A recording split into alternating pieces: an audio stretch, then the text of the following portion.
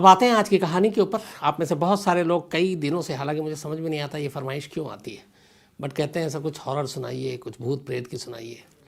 जबकि क्राइम और crime reporting में इसके लिए कोई जगह नहीं होती, क्योंकि क्राइम रिपोर्टिंग में बेसिक ये है कि जो हुआ है वो दिखना चाहिए, जिसने किया है वो भी दिखना चाहिए, और अदालत में भी सबूत और गवाह उसी हिसाब से होनी चाहिए। अनदेखी, अनकही, अनसुनी चीज़ों पर न फैसला होता है और ना सज़ाएँ दी जाती हैं या फिर सज़ाएँ माफ़ की जाती हैं। लेकिन ये वो सब्जेक्ट है, भूत प्रेत, अनदेखी चीज़ें, जिस पे मतलब बात करना भी कई बार अजीब सा लगता है। लेकिन शायद मैं आज की ये कहानी नहीं सुनाता अगर इस पे कानून का मुहर न लगा होता।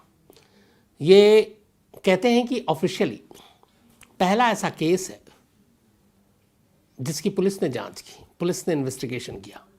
अब सोचिए, एक पुलिस पूरी, और पुलिस का खुद चीफ उस शहर का जो चीफ था, वो एक ऐसे केस की इन्वेस्टिगेशन कर रहा है जिसमें जो सस्पेक्ट है, संदिग्ध है, वो दिखाई नहीं देता, वो एक भूत है। और अब उस भूत के बारे में उसे पता करना है, उस भूत की सच्चाई पता करनी है, उस भूत को सामने लाना है, हो सके तो पकड़ा गया तो उसे सज़ा भी दिलानी है। लेकिन उस पुलिस अफसर को ये भी पता नहीं कि वो भूत मेल है, फीमेल है, उसकी उम्र क्या है, कौन है, कहाँ से आया, क्या नाम है। लेकिन सारी हवाई चीज़ें होते हुए भी पुलिस को इसकी जांच करनी है, और बाकायदा पुलिस रिकॉर्ड में ये दस्तावेज़ है। इस कहानी के बीच में मैं आपको वो दस्तावेज़ भी दिखाऊंगा जो पुलिस की अपनी तरफ से, पुलिस चीफ के स्टेटमेंट है, और बाकायदा उस वक्त कई जर्नलिस्ट से उन्होंने इंटरव्यू में सारी बातें कही, और उस पुलिस वाले ने यह भी कहा कि मैंने जो जो चीज़ें देखी, मुझे यकीन हो गया कि ये किसी इंसान का काम नहीं है, किसी भूत का ही काम है। कहानी स्पेन की है, बहुत ही खूबसूरत देश, और कहानी स्पेन की राजधानी मैड्रिड की है। मैड्रिड फुटबॉल के लिए भी जाना जाता है। स्पेन और मैड्रिड के इतिहास में ऐसा केस इससे न पहले कभी हुआ, न उसके बाद कभी और हुआ। एक भूत का केस जिसकी जांच मैड्रिड पुलिस ने की। कहानी मैड्रिड की 18 साल की एक लड़की की है जिसका नाम है स्टेफिना लज़ारो। स्टेफिना लज़ारो मैड्रिड के पास ही एक अपनी फैमिली के साथ एक अपार्टमेंट में रहती थी। उस अपार्टमेंट का नाम था Louis Marianne 8 apartment. Louis Marianne 8 apartment. 18 साल की हो चुकी थी स्टेफिना, और कॉलेज में दाखला मिल चुका था, कॉलेज जा रही थी। 18 साल तक की उम्र में सब कुछ ठीक ठाक था, लेकिन फिर अचानक कॉलेज जाने के बाद स्टेफिना की जो पूरा बर्ताव है, उसका बिहेवियर है, उसमें अचानक कुछ तब्दीली आती है।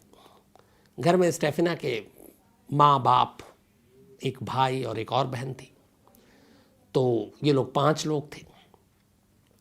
वहाँ पे ज़्यादातर घर लकड़ियों के होते थे, वहीं स्टेफिना रहती थी।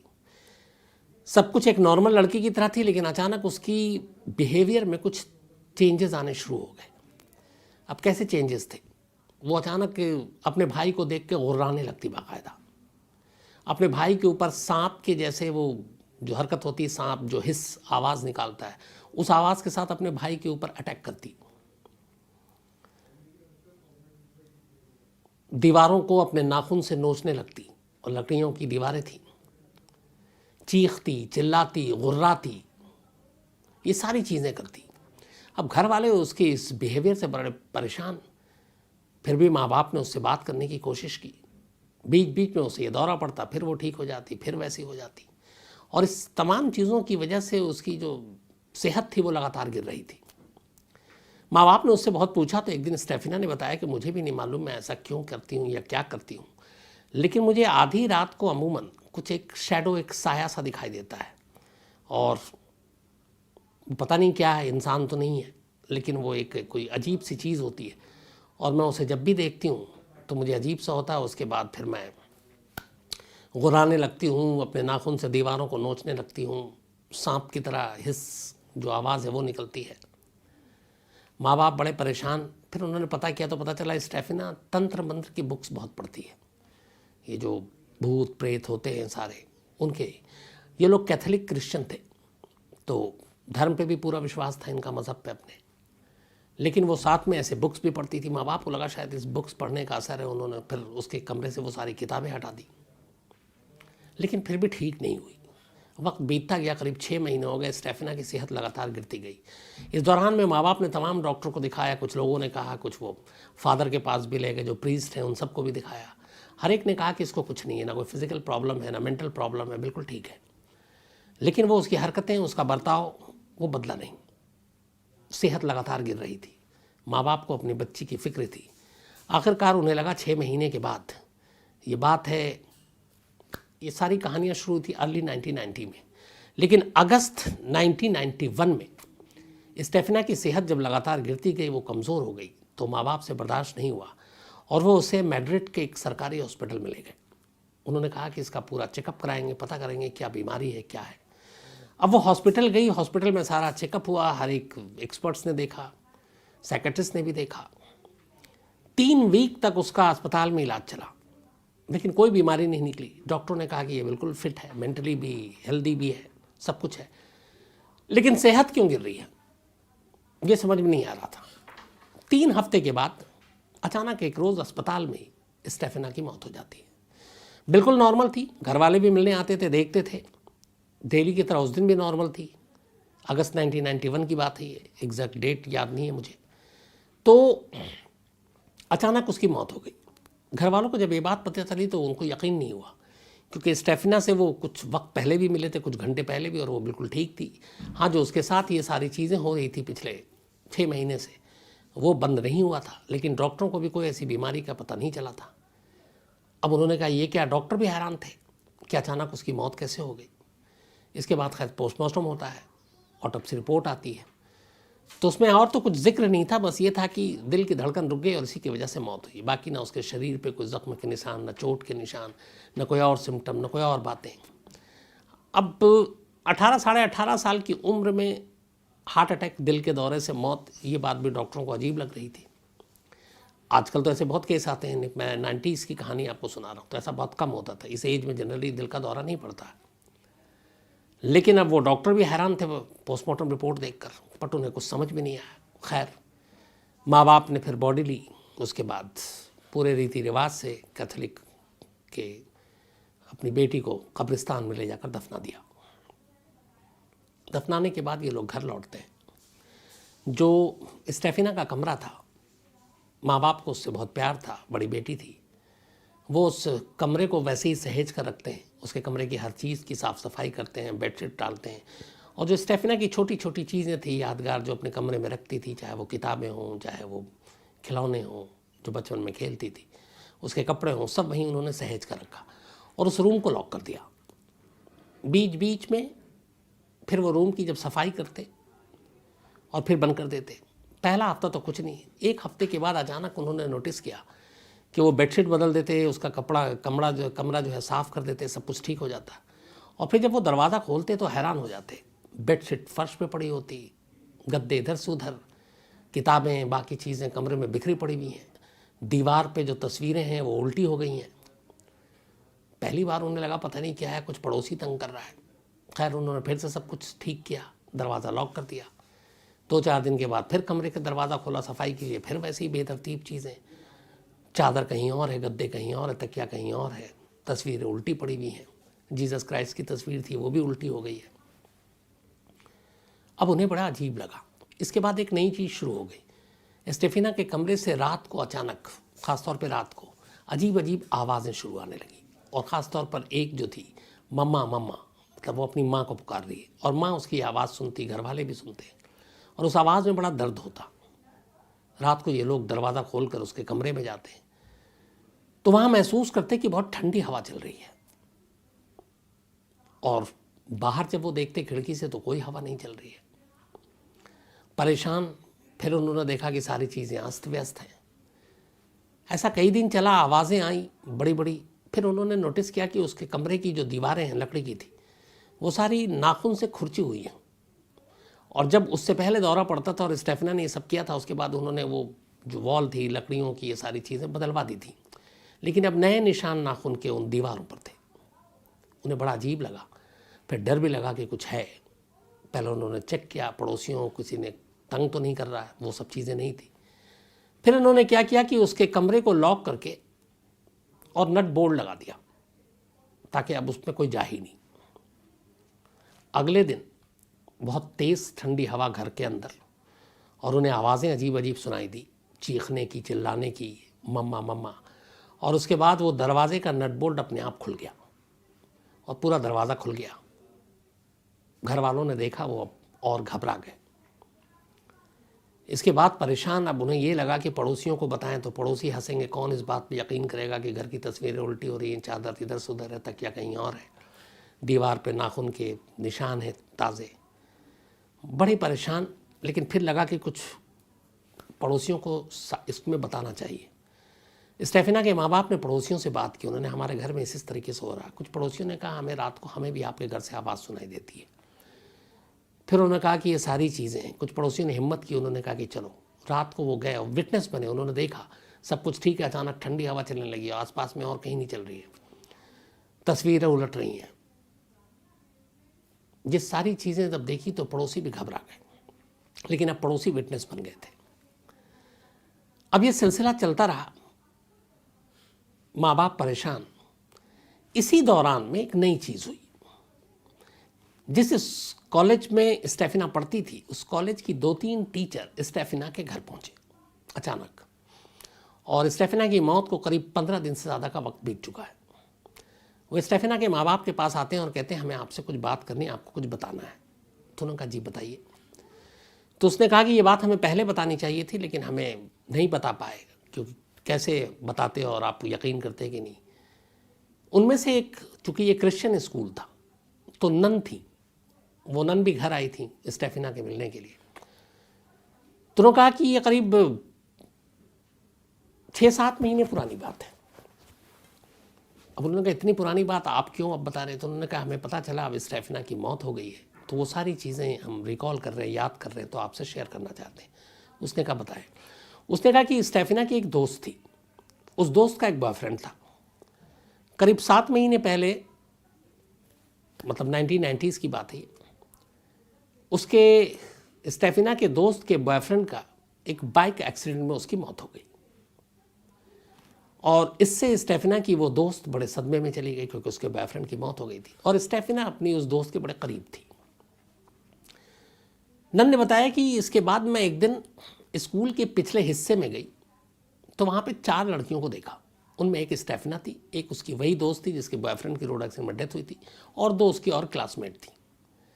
तो हमने देखा कि ये चारों एक लकड़ी का बोर्ड, कैरम जैसा, उसके ऊपर एक शीशे का गिलास रखी हुई है, और उस गिलास को उन्होंने उल्टा रखा हुआ है, और गिलास खाली है, और ये चारों उस बोर्ड के 4 तरफ खड़ी हुई हैं, चारों दिशाओं में, और इनमें से एक एक करके उस गिलास के बेस पे जो उल्टा रखा हुआ है वो उंगलियां लगाती थी। फिर एक लगाती, फिर दूसरी लगाती। बोली कि एक दिन मैं पीछे की तरफ गई और मैंने देखा, तो बोली जब मैंने देखा स्टेफिना को, जब उसकी बारी आई और मैं दूर से देख रही कि कर क्या रही, मैं पहले समझने की कोशिश कर रही थी। बोली स्टेफिना ने जब गिलास के नीचे उंगली लगाई तो मैंने अपनी आंखों से उस गिलास को उस बोर्ड के ऊपर उड़ते हुए देखा। मेरे लिए बड़ी अजीब थी। फिर मैं घबरा भी गई। मैं आई, मैंने उनको चारों को डांटा कि ये तुम लोग क्लास छोड़ के यहाँ क्या कर रहे हो, और फिर गुस्से में मैंने उस बोर्ड के 2 टुकड़े कर दिए लकड़ी के, जिस पे उन्होंने गिलास रखा था, डर के मारे, और उस लकड़ी के टुकड़ों को फेंक दिया। और अचानक मैंने देखा कि जैसे ही मैंने 2 टुकड़े किए बोर्ड के, वो गिलास हवा में था, और हवा में गिलास घूम रहा है, और मेरे लिए ये बड़ी अचंभित बात थी। मैं सोच भी नहीं सकती कि ऐसा हो सकता है। फिर मैंने उन चारों से बात की, तो उन्होंने बताया स्टेफिना तंत्र मंत्र की किताबें पढ़ा करती थी, उसे भूत से बातें करने का शौक था। उसने कहा, उसने अपने दोस्तों को भी सारे जिक्र किया। जो स्टेफिना की दोस्त थी जिसके बॉयफ्रेंड की डेथ हो गई थी, उससे भी उसने बात की। उसने कहा मैंने कई किताबें पढ़ी और ये मुमकिन है भूत से बात करना, जो लोग मर गए हैं उनके बारे में बात करना, और उनके कैसे हैं वो उस दुनिया में, कैसे रहते हैं, क्या खाते हैं, क्या पीते हैं, तो ये सारी जानकारी उन्हें भूत से मिलती है। तो उसने कहा तुम्हारे बॉयफ्रेंड के से भी हम बात करेंगे किसी सोर्स के ज़रिए, और पता करेंगे कि वो कैसा है, कहाँ है। तो इसी के लिए ये सारी चीज़ें कर रही थी, वो ग्लास और ये, ताकि भूत से बात कर सके।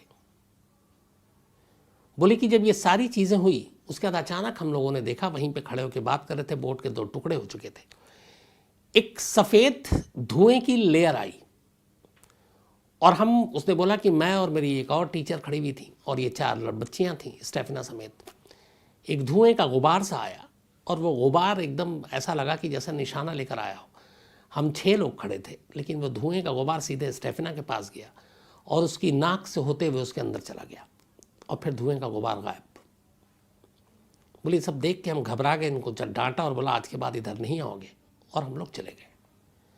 अब जब ये कहानी घर वालों को पता चली तो उन्हें लगा कि ये सारी चीज़ें जो तारीख़ बताई उन्होंने, ये उसी वक्त से है जब से स्टेफिना के बिहेवियर में एक बर्ताव आना शुरू हुआ था, जब उसने गुर्राना शुरू किया, जब वो सांप की तरह आवाज़ निकालती, अपने छोटे भाई पे हमला करती। जब ये सारी चीज़ें सुनी तब घर वालों को फिर अजीब लगा। उसके बाद वो और घबरा गए, लेकिन पड़ोसी भी अब इस बात के विटनेस थे कि इस घर में कुछ ऐसी आवाज़ें आती हैं। खैर, स्कूल की वो सारी नन और वो लोग बता कर ये चली गई। इसके बाद क्यूरियोसिटी में कि अभी भी शायद स्टेमिना यहाँ है, क्योंकि वो दूसरे भूत से बात करना चाहती थी, अब खुद शायद भूत बनकर यहीं रह रही है, मम्मा मम्मा भी कर रही है, ठंडी हवाओं के ज़रिए शायद वो घर में घूम रही है। उन्होंने फिर से उसके दरवाजे को खोला। दरवाज़ा खोला तो देखा कि जीसस की तस्वीर उल्टी लटकी हुई है, सारे सामान फिर से इधर से उधर बिखरे पड़े हुए हैं। उसके बाद अचानक देखा कि उन्होंने स्टेफिना की एक तस्वीर जो फ्रेम में लगी थी वो भी फर्श पे गिरी है। अपनी बेटी की तस्वीर को फर्श पे गिरा देख माँ ने तस्वीर ज़मीन से उठाने की कोशिश की। अभी फ्रेम को हाथ ही लगाया था कि पता नहीं क्या हुआ, उन्होंने थोड़ा सा उठाया और फिर वापस फ्रेम ज़मीन पर फेंक दिया। कुछ अजीब सी चीज़ हुई उनके साथ। स्टेफिना के पिता वहाँ बराबर में खड़े थे। उन्होंने देखा कि उनकी वाइफ अपनी बेटी की ही फ्रेम, जो तस्वीर है जिससे इतना प्यार करती है, वो वापस ज़मीन पर फेंक रही। उन्हें अच्छा नहीं लगा। उन्होंने उस फ्रेम को उठा लिया। जैसे ही उठाया, अब दोनों स्टेफिना का चेहरा उनके सामने था। फ्रेम लकड़ी का था, साथ में शीशा और तस्वीरें जो आमतौर पर फ्रेम होता है। फिर उन्होंने जो मंजर देखा वो ये था कि उस फ्रेम के अंदर स्टेफिना के चेहरा अचानक जलने लगा और आग सिर्फ चेहरे पर थी। न फ्रेम पे कहीं आग है, न लकड़ी पे है, न और कहीं नीचे, न उस चेहरे के नीचे की जो तस्वीर है उस पर, सिर्फ आग चेहरे के ऊपर, और चेहरा धू धू कर जलने लगा। स्टेफिना के बाप ने भी घबरा कर वो फिर नीचे फेंक दिया। उसके बाद ये लोग बाहर आया, अचानक तेज़ तेज़ आवाज़ आने लगी। रात किसी तरह काटी। अगले दिन इन्होंने फिर प्लम्बर को बुलाया और हेवी सोफ़ा सेट और बाकी फर्नीचर, उस कमरे के दरवाजे को नट बोल्ट से बंद कर दिया, एक तरह से पूरा लॉक कर दिया, और उस दरवाजे के बाहर बड़े बड़े सोफ़ा सेट और ये लगा दिया ताकि ये दरवाज़ा खुले नहीं कभी। और उसके बाद चले गए। और रात हुई। अचानक घर में बहुत तेज़ उस दिन आवाज़ आई। ऐसा लगा कोई चीख रहा, उस कमरे से बाहर आना चाहता है। थोड़ी देर के बाद कमरे का नट बोल्ट दरवाजे का अपने आप खुला, सोफ़ा कहीं और फेंका गया, दरवाज़ा खुल चुका था। परेशान किसी तरह रात काटी। अगले दिन ये लोग अब सोच रहे हैं क्या करना है, घर छोड़ देना, कहीं और चले जाएं। फिर उन्होंने तय किया कि शायद हम छोड़ देंगे। लेकिन फिर अगली रात आई। अगली रात पहला मामला ऐसा था जो अब तक घर में आवाज़ें आ रही थीं, तरह तरह की चीज़ें हो रही थीं, लेकिन जो चीज़ उस रात हुई उससे पहले कभी नहीं हुई।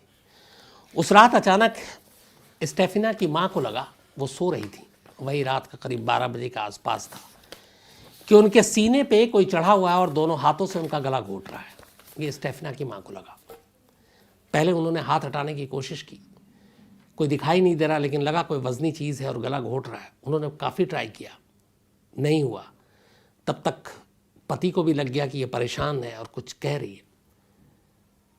फिर किसी तरीके से बड़ी मुश्किल से वो हाथ को अपने गले से हटाया और ऐसा लगा था कि सामने वाला कोई गला घोट रहा है, लेकिन वो इतनी घबरा गई कि पहली बार इस पूरे इंसिडेंट में, जब से एबनॉर्मल बिहेवियर से लेकर हॉस्पिटल या फिर स्टेफिना की मौत, घर में ये सारी चीज़ें, अभी तक उन्होंने कभी पुलिस को कॉल नहीं किया था। लेकिन उस रात पहली बार 2:40 पर स्टेफिना की माँ पुलिस को कॉल करती हैं। कॉल के बाद फ़ौरन अगले 10 मिनट में पुलिस की टीम स्टेफिना के घर पे पहुंचती है। और जो पुलिस टीम पहुंची उसमें चीफ इंस्पेक्टर नेशनल पुलिस के जो थे, मिस्टर जोस पेड्रो, इसके अलावा उनके साथ उनके सहयोगी अफसर जो थे मिस्टर नेगरी और 3 और कुल 5 पुलिस वाले। रात 2:40 था, 3 के आसपास करीब ये लोग घर पहुंचे स्टेफिना के। देखा तो बदहवास परेशान स्टेफिना के माँ बाप, भाई और बहन। उन्होंने पूछा क्या हुआ।